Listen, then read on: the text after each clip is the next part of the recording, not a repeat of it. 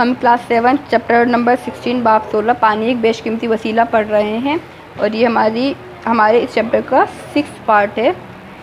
उम्मीद करती हूँ कि आपने सारे पार्ट्स देख लिए होंगे।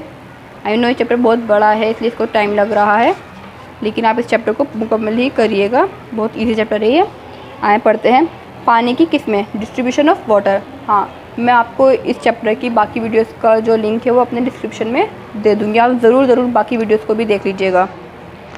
पानी की तकसीम, डिस्ट्रीब्यूशन ऑफ वाटर, मुख्तलिफ अवामिल की वजह से कर्रा अर्ज़ पर पानी की तकसीम गैर यकसा है। कुछ जगहों पर बारिश अच्छी होती है और वहाँ पानी की बहतात है। इसके बरखिलाफ़ ऐसे रेगिस्तान भी है जहाँ बारिशें बहुत कम होती हैं।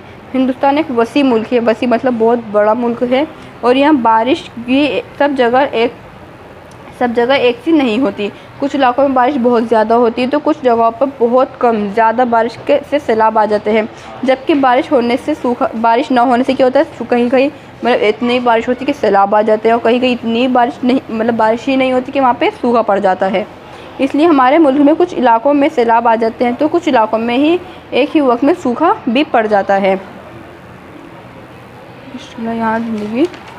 अब हम पढ़ेंगे पानी का इंतज़ाम। ये देख लीजिए, यहाँ पे ना आपको दिखा रखा है कि किस जगह पे कितना, मतलब किस तरह से पानी या फिर बारिश होती है।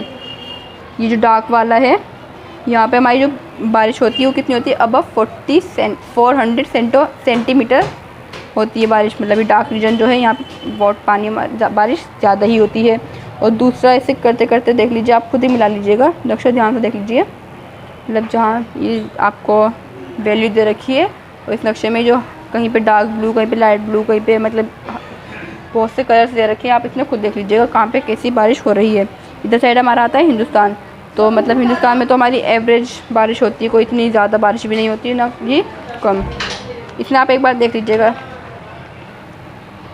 पानी का इंतज़ाम, वाटर मैनेजमेंट। आपने छठी जमात में पढ़ा है कि बहुत से मकामात पर पानी की सप्लाई पाइप सिस्टम से एक बहुत ही मुनज़्ज़म तरीके पर की जाती है।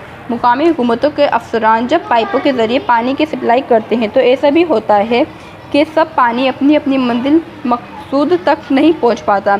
आपने देखा होगा कि पानी की पाइपों में रिसाव, लीकेज हो जाता है। कहीं कहीं तो ना कि मतलब घरों में पानी नहीं, घरों में क्या मतलब मोस्टली जगह पे कि पानी नहीं आता और वहाँ मतलब पीछे से सप्लाई हो रही है पानी की, लेकिन आपके यहाँ तक, आपके मुकाम तक वो पानी नहीं आ पाता था। क्यों होता है? क्योंकि बीच में कहीं पाइपलाइन में लीकेज यानी रिसाव हो जाता है और पाइपों से बहुत ज़्यादा पानी निकलकर बर्बाद हो जाता है। ये मुकामी अफसरान की जिम्मेदारी है कि वे इस बेशबहा पानी को बर्बादी को रोकें। पानी की बर्बादी को इंफरादी सतह पर भी रोका जा सकता है। हम में से बहुत से लोग दानिस्ता तौर पर दांतों में ब्रश करते वक्त, शेविंग करते वक्त, नहाते वक्त, सफाई करते वक्त और बहुत से दूसरे कामों में पानी को बर्बाद कर देते हैं। मतलब कोई होता है ना, मतलब शैम्पू लगा हुआ है, तो साबुन लगा हुआ है हाथों पे और उनकी नल टंकी चली रही है, या फिर ब्रश कर रहे हैं तो उन्होंने अपनी मतलब नल खोल रखी है, हद से ज़्यादा पानी को बहा रहे हैं। बिल्कुल ही मतलब उन लोगों को अकल नहीं होती, बस लगे रहते हैं। नलों में रिसाव, लीकेज भी पानी की बर्बादी का अहम ज़रिया है। मतलब कहीं कहीं नल होते हैं ना, बहुत बड़े बड़े पाइप वगैरह लगे होते हैं, वहाँ लीकेज हो जाता है, वहाँ पे कोई ध्यान नहीं देता तो हद से ज़्यादा पानी बर्बाद हो जाता है। हम पानी को इस तरह बर्बाद कर देते हैं जैसे हमें अब दोबारा इसकी ज़रूरत ही नहीं पड़ती। मतलब हम ये सोचते हैं कि चल पानी तो हमारे पास बहुत है, बर्बाद करते रहो इसमें। ये सोच के आप पानी बर्बाद करते हो ना। ये तो हमने देखा है कि जो पानी हमें बारिश से हासिल होता है वो यूँ ही नहीं बह जाता। ये एक बेशकीमती फितरी वसीला की बर्बादी है। बारिश के पानी को ज़ेर ज़मीन के दोबारा चार्ज करने के लिए इस्तेमाल किया जाता है। जो हम जहाँ से पानी लेते हैं, जो हमारे ग्राउंड वाटर होता है, उसको दोबारा ही चार्ज करा जाता है। वो चार्ज किसके ज़रिए होता है? बारिश के पानी के ज़रिए होता है। हमने क्या करा, बस ब्रश करना है, टंकी खोली, आराम से पानी हमें मिल रहा है, उसे बहा दिया। कुछ फिक्र है ही नहीं कि मतलब किस तरह से पानी लौट कर आपके पास आता होगा। आप थोड़ी बड़ी क्लास में आ चुकी है, इस बात पर ध्यान दीजिए। आपके आसपास में भी अगर ऐसे पानी बह रहा हो तो या तो वहाँ के आप किसी बड़े को बताएं या फिर खुद ही कुछ का इंतज़ाम करें। अपने घर में भी पानी का कम इस्तेमाल करें। कम से मेरा मतलब ये नहीं कि आप मतलब काम ही करना छोड़ दें, काम करें लेकिन पानी की बचाव करें। इसको पानी की ज़ख़ीरा अंदोज़ी यानी रेन वाटर हार्वेस्टिंग कहा जाता है। बारिश के जैसे ज़मीन के अंदर गड्ढे खोद दिए जाते हैं, उस गड्ढे खुदे हुए में जब बारिश होती है तो जो गड्ढा होता है वो बारिश के पानी से भर जाता है। इस सिस्टम को हम क्या बोलते हैं, रेन वाटर हार्वेस्टिंग कहते हैं। ये आपको मोस्टली उन जगहों पे दिखेगा जब बारिश बहुत कमी से होती है, जिसके बारे में आप छठी क्लास में ही पढ़ चुके हैं। ये पता लगाएं कि आपके पास पड़ोस की इमारतों में आबी ज़ख़ीरा अंदोज़ी यानी वाटर हार्वेस्टिंग सिस्टम लगा है या नहीं। हिंदुस्तान में बहुत से मुकामात पर पानी की ज़ख़ीरा करने या दोबारा चार्ज करने का एक रिवायती तरीका था और वक्त के साथ बावरियों का इस्तेमाल ख़त्म हो गया। बावरियों मतलब होते हैं ना, बहुत बड़ा सी जगह बनी हुई होती है, वहाँ पानी इकट्ठा करा जाता है, बारिश का पानी इकट्ठा हो जाता है। या फिर आपका नॉर्मली से नॉर्मल जो पानी होता है, जैसे बर्तन वगैरह धोने का थोड़ा साफ़ थोड़ा पानी होता है, उसको इसमें इकट्ठा कर लिया जाता है, फिर अदर काम के लिए उसको इस्तेमाल कर लिया जाता है। और ये सब बारूरी वगैरह हमारी पुराने ज़माने में पहले कभी देखी जाती थी, अब तो आज के टाइम पे तो ऐसा कुछ नहीं है, सब ख़त्म कर दिया गया है। और ऐसे आबी ज़ख़ीरा में कूड़ा करकट डालने लगे, मतलब उसको उन बारूरियों को ना कूड़ा करकट डालने की कूड़ा घर बना लिया है। बहरहाल पानी की शदीद कर्ज की वजह से अब लोग इन बारूरियों को के बारे में भी दोबारा सोचने लगे हैं। मतलब जब पानी की इतनी कमी हो रही है तो अब वो ये ना पुराने ज़माने में अब लौटना, पहले ये इतनी फ़िक्र कर लेते तो ऐसा नहीं होता। बारूरियों को दोबारा ज़िंदगी दी जा रही है। बारिशों की कमी के बाद आज सूरत हाल ये है कि लोग अपनी आबी ज़रूरतों को बहुत अच्छे ढंग से इंतज़ाम कर रहे हैं। जो किसान खेत में पानी दे रहा है वो भी पानी की इस्तेमाल किफ़ायत शारी के साथ कर सकता है। आपने ड्रिप आपाशी यानी ड्रिप इरिगेशन का लफ्ज़ सुना होगा।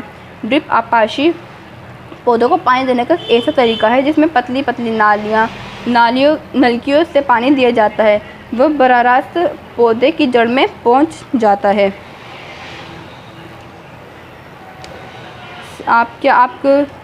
आपके किरदार अदा कर सकते हैं। वीडियो ज़्यादा हो गई, हम इस पार्ट को भी इंशाल्लाह अगली वीडियो में हम इसको कंप्लीट कर लेंगे, इस चैप्टर को कंप्लीट कर लेंगे। थोड़ा सा ही रह गया है आपका, ये फिर पढ़ा दूँ मैं इसने अभी। आप इसने काम करें, थोड़ी मतलब लेंथी वीडियो रही, कोई बात नहीं, आप इसने कंप्लीट कर लीजिए। आप क्या किरदार अदा कर सकते हैं? क्या घर में, स्कूल में, किसी और जगह पानी की टैप खुला पाकर आपको कैसा लगा? रस्ते हुए नलकों से बहुत पानी बर्बाद होता है। आपकी कोशिश ये होनी चाहिए कि आप कहीं ना कहीं पानी लीक मतलब ये पानी आपको दिखी वीडियो। रस्ते हुए नलकों से बहुत पानी बर्बाद होता है। आपकी कोशिश ये होनी चाहिए कि कहीं से पानी लीक ना हो। मतलब अगर आप कहीं टंकी वगैरह खुली दिखे तो आप उसमें बंद कीजिए, कहीं लीकेज हो रहा है तो उस पर भी थोड़ा ध्यान दीजिए। ऐसा बहुत से, क्योंकि आप पढ़े लिखे बच्चे हैं, ऐसा नहीं मतलब जाहिलों का काम होता है जानते हुए भी सब कुछ ऐसे छोड़ देना। ऐसे बहुत से तरीके हैं जिनसे आप पानी की बर्बादी को रोक सकते हैं। आइए देखते हैं, हमने कुछ मिसालें दी हैं, आप फिर इनमें इजाफा कर सकते हैं। कुछ यहाँ पे नसीहतें दे रखी हैं, देख लीजिए। मांजो दांत तो पानी को करो बंद। ब्रश करते जाहिर सी बात है, आप जहाँ पानी की खुला छोड़ रखा है, ब्रश कर रहे हो तो अब जाहिर सी बात है ब्रश करो, पानी भी तो बंद रखो। पोंछ दो खाली, धो नहीं फर्श। पोंछ तो मतलब ना कई लोगों को आदत होती है कि हर वक्त बस पानी से धोते रहो, फर्श धोते रहो, बेफिजूल में पानी खर्च करते रहो। तो आप उस पानी को, मतलब पानी के लिए उस फर्श को क्या करें, पोंछा लगा दो उस पर। ऐसा नहीं कि आप हर बार इस पर पानी बहाओ। अब हम पढ़ेंगे पानी की कमी का पेड़ पौधों पर असर। पानी की कमी से पेड़ पौधों पर क्या असर पड़ रहा है। 16.8। आपने गमलों में पौधे देखे होंगे जिनको अगर पानी न मिले तो सूखे पड़ जाते हैं और फिर मुरझा जाते हैं। आपने पहले ही बाब में पढ़ा है कि पौधों को मिट्टी से मग़ज़ियात हासिल करने के लिए पानी की ज़रूरत होती है। जो मिनरल्स वगैरह आते हैं पौधों के पास, वो किसके थ्रू आते हैं? पानी के थ्रू आते हैं। आप ज़रा तसव्वुर तो करें, अगर पौधों को पानी न मिले तो क्या नतीजा होगा। मतलब पौधे हमारे हर चीज़ के लिए हमें ऑक्सीजन पौधे देते हैं, हमें खाना ऑक्सीजन देते हैं। इतना पेड़ पौधों के बगैर हम कुछ भी नहीं है, हमारी लाइफ कुछ ही नहीं है, और हम उनका ही भी ख्याल नहीं रख रहे। उस कुरे की हरियाली ख़त्म हो जाएगी, मतलब उस जगह की हरियाली बिल्कुल ख़त्म हो जाएगी, और इसका मतलब होगा कि ज़िंदगी का एक इख्तिताम। इसलिए कि पौधों के बगैर ना ग़िज़ा मिलेगी, ना ऑक्सीजन, और काफ़ी बारिश मिलेगी। इसके अलावा लातादाद दूसरे मसाइल पैदा हो जाएंगे। चलें, आपको ये चैप्टर यहीं ख़त्म हो चुका है। उम्मीद करती हूँ आपने इस चैप्टर को पूरा देखा होगा, पीछे के सारे पार्ट देख लिए होंगे। अब हम अपना कोई नया चैप्टर स्टार्ट करेंगे और होप से आपको समझ आया होगा। अगर आपको इस चैप्टर के नोट्स वगैरह कुछ भी चाहिए, आपके पास बुक अवेलेबल नहीं हो तो आप मुझे टेलीग्राम पे ज्वाइन कर सकते हैं, या फिर इंस्टाग्राम पे भी आप मुझे ज्वाइन कर सकते हैं। इंस्टाग्राम और टेलीग्राम की ही मतलब दोनों की आईडी हमारी सेम है, CBSE Urdu medium. Thank you for watching.